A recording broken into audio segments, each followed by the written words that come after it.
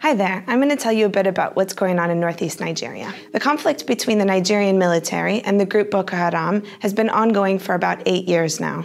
It began in Borno state, spread across the northeast of the country, and spilled over into neighboring countries. So how many people have been affected by this conflict? More than 2 million people have been forced to flee their homes.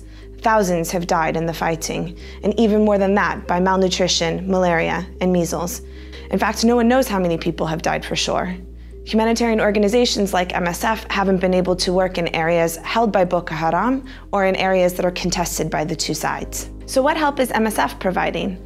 Today, MSF is working in 11 towns in Borno state. We run hospitals, we treat malnourished children, we treat disease outbreaks, and we provide water and sanitation services. Our teams have also distributed more than 2,000 tons of food, given the shockingly high rates of malnutrition that we saw last year. Last year, when our teams reached Bama, they found an entirely deserted town, except for within the walls of an abandoned hospital compound, where 24,000 people were living without adequate food, water, shelter, or medical care.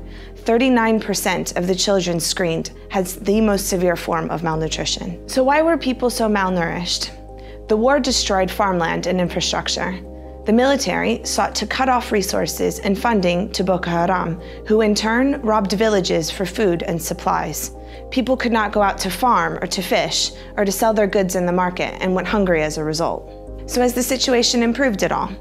Since last year, UN agencies and aid organizations have arrived in the capital, Maiduguri, and have since as well gone out to the heavily militarized towns outside.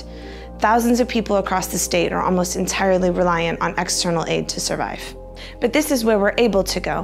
What's happening for people in the countryside or in areas held by Boko Haram is unknown. We're very concerned there may be people out there suffering who we can't reach. So what is most striking about this conflict? It's almost as if it's a war without wounded. The majority of the fighting takes place in the countryside where outsiders can't go. The battle wounded we see are malnourished children and people without access to shelter, water, and healthcare. The ongoing conflict means that for millions of people, they have little chance of going home anytime soon. Providing them with life-saving assistance remains as important as ever.